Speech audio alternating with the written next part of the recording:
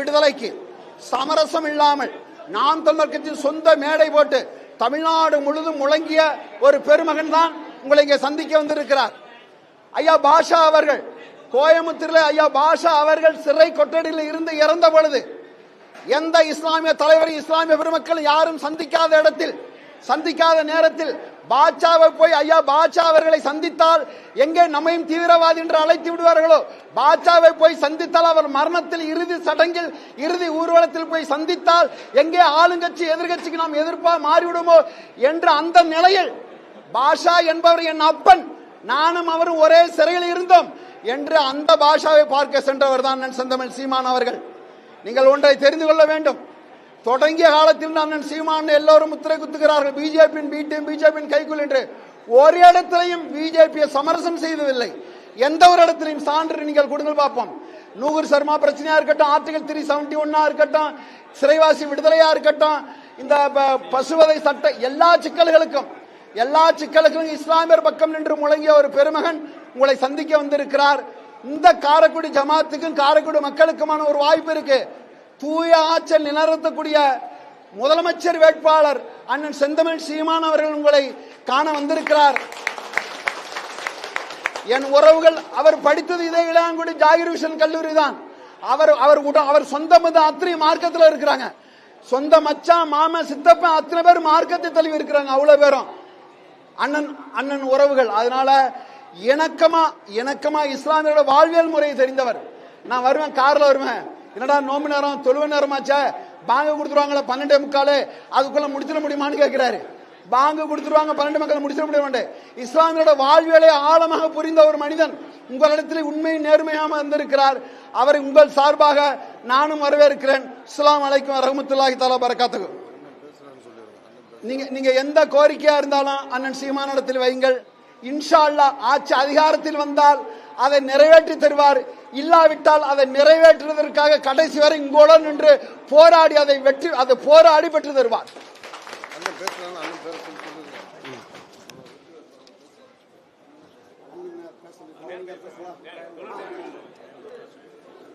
இப்பொழுது அண்ணன் சீமான் அவர்கள் பேசுவார்.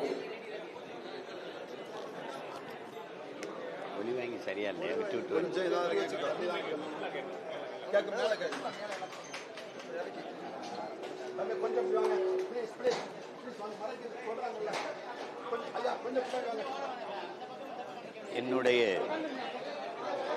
என்னுடைய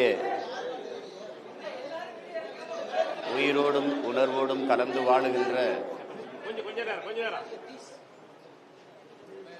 அன்பு உறவுகள் அனைவருக்கும் வணக்கம். பேரன்பிற்கும் பெருமதிப்பிற்கும் உரிய பெரியவர்கள்,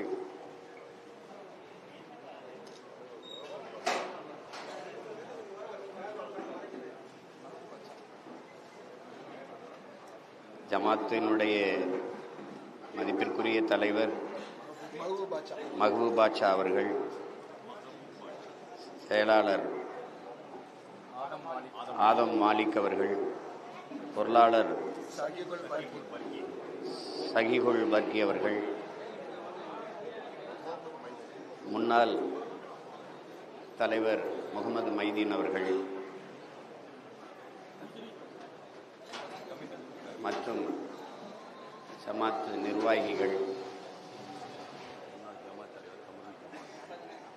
முன்னாள் ஜமாத் தலைவர் கமருல் ஜமாத் அவர்கள் அனைவருக்கும் என்னுடைய அன்பும் வணக்கமும்.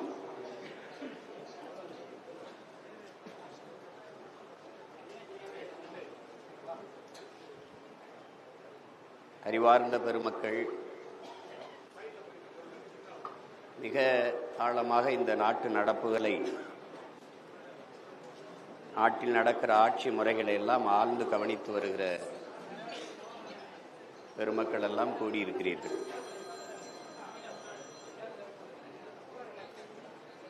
ஒரு காலம் வரும், அப்போது நேர்மையாக வாழ்வதென்பது உள்ளங்கையில் நெருப்பு துண்டை வைத்திருப்பதற்கு ஒப்பாக இருக்கும் என்று நபிகள் நாயகம் ஸல்லல்லாஹு அலைஹி வஸல்லம் அவர்கள் கூறுகிறார்.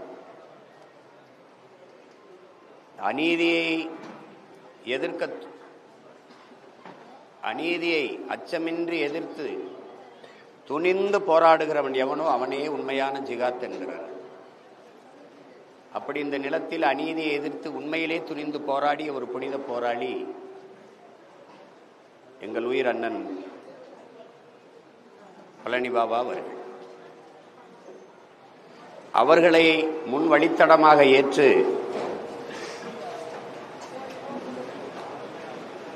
அநீதிக்கு எதிராக அவர் எழுப்பிய முழக்கங்களை முன்வைத்துத்தான் உங்கள் பிள்ளைகள் நாங்கள் பயணித்துக் கொண்டிருக்கிறோம்.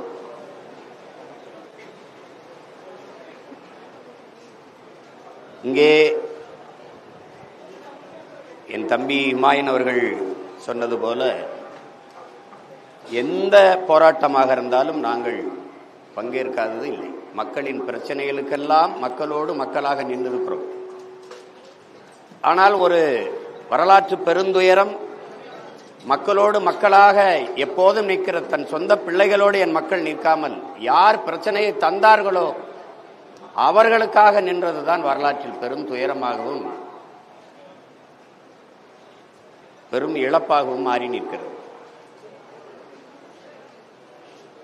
எங்களை பாருங்கள், நாங்கள் பெரிய தலைவர்களினுடைய வாரிசுகளோ, அது ஒரு பெரிய அரசியல் இயக்கத்தை பிரித்து கொண்டு வந்து கட்சி தொடங்கியவர்களோ, மிகப்பெரிய பொருளாதார பின்புலம் கொண்டவர்களோ, இல்லை பெரிய திரைப்புகழ் பெற்றவர்களோ, அல்லது எல்லா ஊடகங்களும் எங்களை ஆதரித்து பேசுகிற செல்வாக்கை பெற்றவர்களோ அல்ல. மிக மிக மிக மிக எளிய பின்புலம் கொண்ட சாதாரண குடிகளிலிருந்து வந்தவர்கள். எதற்காக வந்தோம்? இந்த நாட்டில் என் மக்கள் அனுபவித்துக் கொண்டிருக்கிற, துன்பப்பட்டு துயரப்பட்டு நாள்தோறும் தவித்துக் கொண்டிருக்கிற, படிப்பிக்கிற ஆசிரியன் வீதியில் நின்று போராடுகிறான், அறிவை வளர்க்கும் ஆசிரியன், உயிரை காக்கும் மருத்துவன் வீதியில் நின்று போராடுகிறான், உலகிற்கு உணவளிக்கிற உழவர்குடி வேளாண்குடி மக்கள் விவசாயிகள் வீதியில் நின்று போராடுகிறார்கள், தன்னலமற்று சேவை செய்கிற செவிலிய தாய்மார்கள் செவிலிய பெண்கள் வீதியிலே நிற்கிறார்கள், போக்குவரத்து தொழிலாளர்கள் போராடுகிறார்கள், மீனவர்கள் போராடுகிறார்கள், மாணவர்கள் போராடுகிறார்கள்.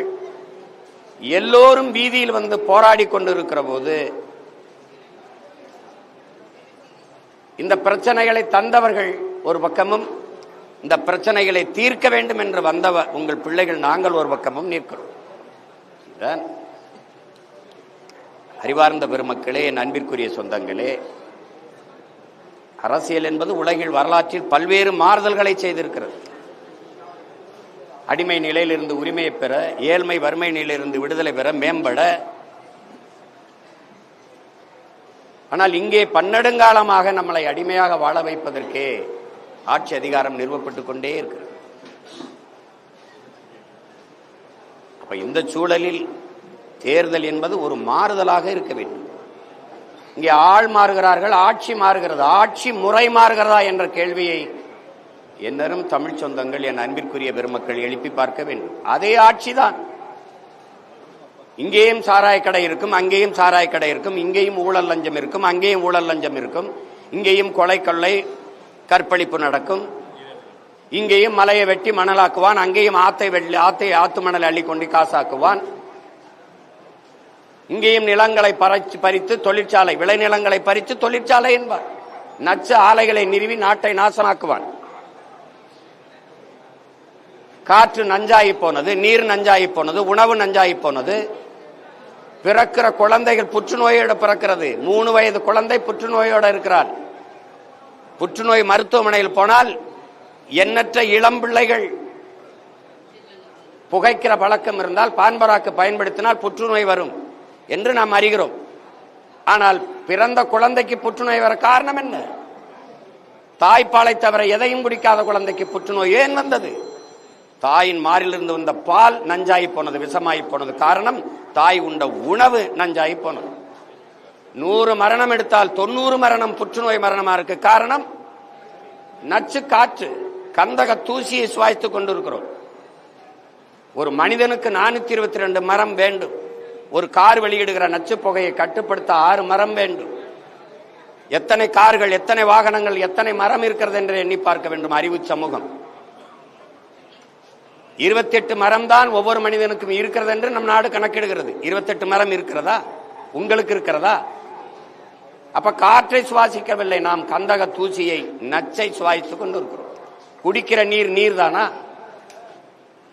யார் கொடுப்பது? இந்த நீர் யாரோடது? இது குடிக்கிற தரத்தில் இருக்கிறது சான்று எவர் தருவது? எவர் தருவது? உலக உயிர்களின் தாய்ப்பால் இல்லையா இந்த தண்ணீர்?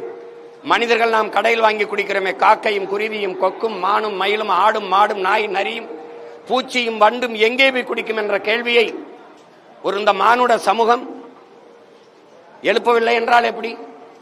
ஓர் இறையால் உருவாக்கப்பட்ட உலகம் நாம் நேசிக்கிறோம், போற்றுகிறோம். ஏக இறைவன் அல்லாவின் பிள்ளைகள் நாம் எல்லோரும். அப்ப அல்லாவால் படைக்கப்பட்ட பூமியில் அப்ப காக்கை குருவி கொக்கு வண்ணத்து பூச்சி ஆடு மாடு மரம் செடி கொடிகளுக்கு உரியதில்லையா இந்த நீர்? இது பூமி தாயின் மலை மார்பில் இருந்து உலக உயிர்களுக்கு வந்த பால் இல்லையா? இது எப்படி வியாபார பொருளானது? மனிதர்கள் தாகத்திற்கு கடையில் வாங்கி குடிக்கிறோமே, மற்ற உயிர்கள் என்ன செய்யுங்கிற கேள்வியை ஏன் எழுப்பவில்லை? இது குடிக்கிற நீர், குடிக்கிற திறனில் இருக்கிறது, குடிக்கிற தன்மையில் இருக்கிறது என்பதை சான்று கொடுத்தது யார்? இது தண்ணீர் போல ஒன்று என் உடன் பிறந்தார்களே, இது தண்ணீர் அல்ல, இது தண்ணீர் அல்ல. தண்ணீரில் தனித்த உயிர் கிடையாது தண்ணீருக்கு. ஆனால் தண்ணீர் இல்லாமல் உலகில் ஒரு உயிரும் இல்லை. தண்ணீருக்குள் பல கோடிக்கணக்கான கண்ணுக்கு தெரியாத நுண்ணுயிரிகள் இருக்குது. அந்த நுண்ணுயிரிகளை கொன்றுவிட்ட பிறகுதான் இந்த போத்தலில் அடைக்கிறார். அப்ப தண்ணீரால் மனித உடலுக்கு வரக்கூடிய ஆற்றல் அங்கே கொல்லப்படுகிறது. இது தாகம் நிற்கும், ஆனால் தண்ணீரால் மனித உடலுக்கு வரக்கூடிய திறன், ஆற்றல், சக்தி இதுல இல்லை. எவ்வளவு காலத்துக்கு உறிஞ்சி உறிஞ்சி ஒரு முதலாளி விற்பான்? ஒரு காலகட்டத்திற்கு அப்போ இப்போதே நீரற்ற நிலமாக பூமி மாறிவிட்டது என்று ஐநா பெருமன்றம் அறிவிக்குது. அதை பற்றி கவலைப்படுகிறார்களா? தமிழ்நாட்டில் 10 மாவட்டத்திற்கு மேலே நிலத்திலே நீர் இல்லை என்று அறிவிக்கிறார்கள். அந்த அறிவிப்பு தான் அரசின் வேலையா? அந்த நீர்வளத்தை பெருக்கிற வேலை, பெருக்கிற செயலை யார் செய்வது என்பதுதான் இங்கே இருக்கிறது. முன்னாடி நிற்கிற உங்கள் மகன் உங்களிடமிருந்தே வந்தவன். நான் இந்த நாட்டை ஆள வேண்டும் என்று வந்தவன் அல்ல, எல்லோரையும் போல என் மக்கள் உரிமை பெற்று பாதுகாப்பாக வாழ வேண்டும் என்று வந்த பிள்ளை. பதவிக்காக வந்தவன் அல்ல, மக்களின் உதவிக்காக, பணத்திற்காக வந்தவன் அல்ல. நான் பிறந்த பெருமை மிக்க இனத்திற்காக வந்த மகன். இல்லை என்றால் ஒரு விழுக்காடு, அரை விழுக்காடு, கால் விழுக்காடு வைத்திருக்கிறவெல்லாம் பேரம் பேசி, சீட்டு நோட்டு பேரம் பேசி கூட்டணி வைக்கிற போது 8.5 விழுக்காடு 36 லட்சம் வாக்க வைத்திருக்கிற உங்கள் மகனுக்கு எவ்வளவு கோடிகள் பேரம் பேசியிருப்பார்கள்? எவ்வளவு சீட்டு, எத்தனை பதவியை பேரம் பேசியிருப்பார்கள்? ஏன் சமரசம் கிடையாது? சமரசம் கிடையாது. ஏன் சத்தியத்தின் பக்கம் நிற்க வேண்டும் என்று படித்த மகன். அதனால் இந்த நாட்டில் நல்லாட்சி என்பது வெறும் சொல்லாட்சியாக இருக்கிறது. உண்மையிலேயே எங்களின் புரட்சி பாவலன் பாடியது போல எங்கள் திருநாட்டில் எங்கள் நல்ல ஆட்சியே, அந்த நல்லாட்சியை நிறுவ வேண்டும் என்கிற பெருங்கனவோடு உங்கள் பிள்ளைகள் நிற்கிறோம். அது உங்களுக்காக நிற்கிறோம், உங்களோடு நிற்கிறோம். எனவே அன்பு சொந்தங்கள், எப்போதும் நீங்கள் சரியானதை செய்வீர்கள், இந்த தேர்தலிலும் சரியானதை செய்யுங்கள். எது உங்கள் மனச்சான்றுக்கு, உலகெங்கிலும் மாறுதலை ஏற்படுத்தியவர்கள் மனச்சான்று வழி நடத்தியபடி நடந்தவர்கள் தான் என்கிறான். நாங்கள் அந்த மனச்சான்று வழி நடத்துகிறபடி நடக்கிறோம். உங்கள் மகன் நான் கால்கள் வழி நடத்தி நடப்பவன் அல்ல, என் கனவு வழி நடத்துது. இந்த நாடு எப்படி இருக்க வேண்டும் என்று எனக்கு ஒரு கனவு இருக்கிறது. அந்த கனவை நான் பேசும்போது சிலருக்கு புரியவில்லை, ஆனால் படம் போல போட்டு போட்டு காட்டி, படிக்க கல்வி, பார்க்க வேலை, அதற்கேற்ற சம்பளம், அதை கொண்டு வாழ்கிற பெருமை மிக்க வாழ்வு, பார்க்க சிறந்த மருத்துவம், பயணிக்க நல்ல பாதை, குடிக்க தண்ணீர், எரிக்க தடையற்ற மின்சாரம், எல்லா அடிப்படை வசதிகளையும் கட்டமைத்து பூமியின் தலை சிறந்த நாடாக இந்த நாட்டை மாற்ற வேண்டும் என்கிற கனவோடு உங்கள் பிள்ளைகள் 15 ஆண்டுகளுக்கு மேலாக கத்தி கத்தி இந்த வீதியிலே வருகிறோம். வாக்குக்கு காசு கொடுக்கும் போது ஊழலுக்கான லஞ்சமும், ஊழல் லஞ்சத்திற்கான விதை ஊண்டப்படுகிறது என்பதை அறியாத பெருமக்களா நாம் 30 கோடி செலவழித்து ஒருவன் ஒரு தொகுதியிலே வென்று போகிறான் என்றால் அவன் 300 கோடி ஈட்டிக் கொள்ளலாம் என்கிற முதலீடு தானே செய்வான். ஒரு முதலீட்டை செய்கிற முதலாளி லாப தேவைக்கு வருவானா, மக்கள் சேவைக்கு வருவானா என்பது அறிவு சமூகம் சிந்திக்க வேண்டாமா? எனக்கு நல்லதை செய்ய அவன் எதற்கு காசு தருகிறான்? எனக்கு எதுக்கு காசு தருகிறான்? அதுதான் இங்கே பணத்திற்கு வாக்கு என்பது நம் இனத்திற்கு தூக்கு. அதை அறிவு சமூகம் அறிந்து இந்த தேர்தலிலே உங்கள் மகன் போட்டியிடுகிறேன் என்றால் என்னை பெற்றவர்கள், என் உடன் பிறந்தவர்கள் இந்த மகனை வெல்ல வைப்பார்கள் என்று அசைக்க முடியாத உறுதியான நம்பிக்கையில் தான் இங்கே நிற்கிறேன். நீங்கள் எனக்கு வாக்கு செலுத்துங்கள் என்று நான் கேட்கவில்லை. எங்கள் பிள்ளை, என் மகன் சீமான் வெல்ல வேண்டும் என்று ஏக இறைவன், அளவற்ற அருளாளன், நிகரற்ற அன்பாளன் அல்லாவிடம் துவா செய்கிற ஒவ்வொரு நேரத்திலும் இந்த மகனுக்காக ஒரு நொடி துவா செய்யுங்கள் என்று அன்போடு வேண்டுகிறேன். நன்றி, வணக்கம்.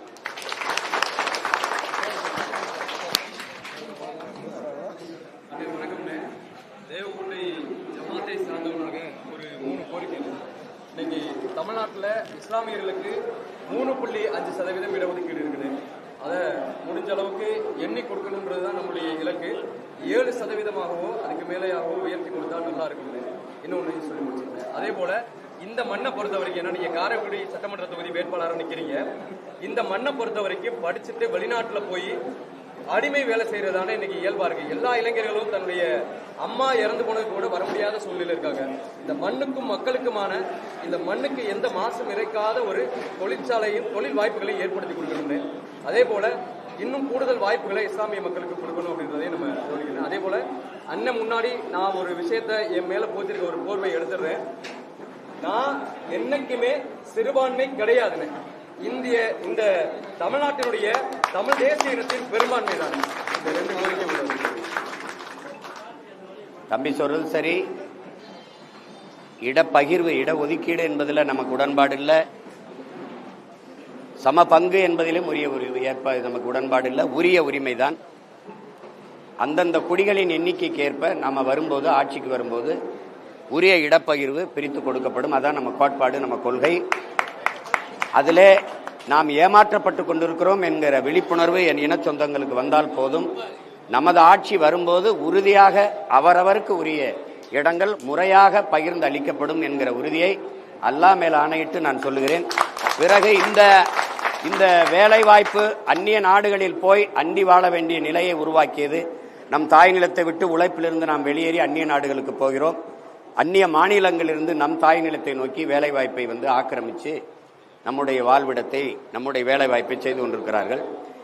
இந்த சூழலில் நம்முடைய ஆட்சி மலரும் போது, அமையும் போது என்ன நம்ம சொல்ல போறோம்னா, அவரவர் வாழ்விடத்திலே அரசு வேலை நம்ம கொடுக்கிறோம். நிலமும் வளமும் சார்ந்த தொழிற்சாலைகள், வேலை வாய்ப்பு, வளர்ச்சி என்கிற நிலைப்பாட்டை கொண்ட பிள்ளைகள். அது எப்படி கொடுக்குறேங்கிறத ஆட்சியின் வரைவு நான் வெளியிடுவேன். போட்டு போட்டு படம் போல காட்டுவேன். எப்படி தேவகோட்டையிலே வாழ்விடத்தில் எப்படி அரசு பணி கொடுப்பேன், காரைக்குடியில் எப்படி கொடுப்பேன், சிவகங்கையில் எப்படி கொடுப்பேன், எல்லா இடத்தையும் காட்டும்போது உங்களுக்கு நம்பிக்கை வரும். அதனால அதை பற்றி கவலைப்படாதீங்க. இது நம்ம அரசு, நமக்காக நாம உருவாக்குற அரசு. அது மக்களின் நலனை தவிர வேற எதையும் முதன்மையாக சிந்திக்காது. நன்றி.